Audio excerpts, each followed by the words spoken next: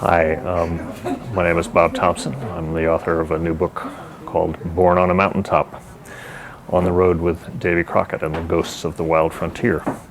And I'm here in Politics and Prose, which is my local bookstore, which I love and where I spent a lot of professional time when I was a reporter at the Washington Post and wrote a lot of author profiles. So I would come here and see authors who I was writing about or who I had written about.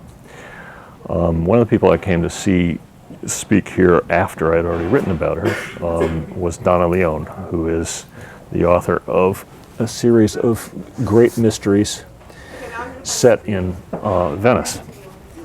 And what happened with Donna was my family was on a rare trip overseas and we were going to Venice, and I thought, I need to learn more about Venice. Why don't I read these mysteries, which I had never read before? And it was the greatest way to learn about Venice, I can tell you. I was reading some hardcovers and they had maps in the front. And so I would walk around the city with the map and understand where I was based on these detective stories that I'd just been reading. And I had been in touch with Donna, hoping that I could interview her while I was there, and she was in Switzerland for some reason, and sort of at the last minute she said, okay, and I'll meet you in such and such coffee shop, and which was right outside where one of the locations of one of her mysteries had been. And we had a lovely talk, and I think with great affection of being in Venice and talking with her every time I read one of the new books. You know, I grew up reading historical novels. This is the thing I most loved when I was reading as a kid, and so I've read a lot of them. I have some standards for them, and a lot of people told me that I needed to read Wolf Hall, and I thought, oh fine, this is the latest thing. It's a little bit overhyped. And then I was going on a long plane ride, and I needed something to read, and I came into Politics and Prose and bought it. And my friend Mark, who works here, got me a copy because I couldn't find it. It was not on the shelf here. He found it in another part of the store. And he gave me one piece of advice.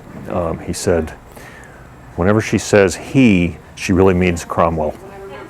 It was a fabulous piece of advice, and it is an amazing, amazing book. It is not something I'm all that great at describing, but it takes you into a world where you stop thinking that you're being taken into a world, you're just in it. And the major character is just beautifully, beautifully drawn. And when I finished this one, I immediately went and got the next one and read it without stopping because I needed to do that. This is Confederacy in the Attic by Tony Horwitz, and the reason I wrote my book the way I did probably has to do with Tony having written this book. I'm not sure what he calls it. I call it road trip history because you go where the history happened and you write about it through those travels rather than sitting in an archive doing it that way. I love this book. I go back and read it now and then, and if by some chance anybody has missed it, they should immediately go read it. Tony's latest book is over here, and it's a little bit of a departure for him. I heard him speak at Politics and Prose, and he said, I think he said here that one of the reasons he wanted to write Midnight Rising a little differently and not travel quite as much is that he just didn't want to be away from home as much anymore. But it also is a fabulous book. I did not think that I needed to read another book on John Brown, but I was wrong. I can't help but pull this one out. If you happen not to have read John le Carré's books, and particularly the series, for which this is, in my mind, the best. This is Tinker Tailor Soldier Spy. It's a completely astonishing Cold War mystery. I'm not a regular reader of all kinds of mysteries, but I've read this book 3 times, and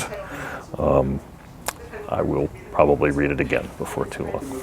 I'll say something brief about Michael Ondaatje. This is The Cat's Table, which is his most recent book. One of the great things I got to do when I was writing for the Post was travel to interview people, and I went to Toronto to interview Michael, and it was one of my favorite interviews. I'm not sure Michael really likes being interviewed, but we managed to get through it, and he's just an extraordinary writer. One of the things he told me was that he really doesn't know where he's going when he starts.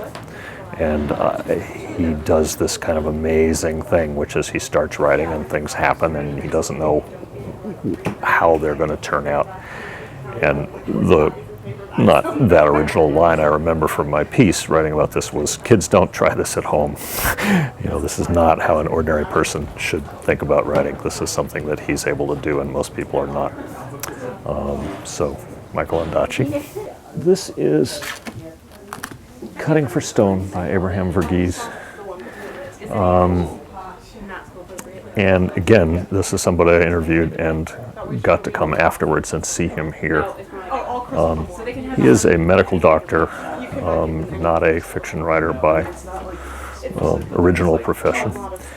And he told me the story of how he came to start writing, which is probably too long for me to get into here, but part of it has to do with taking a leave of absence from being a doctor, essentially, and going to the Iowa Writers' Workshop.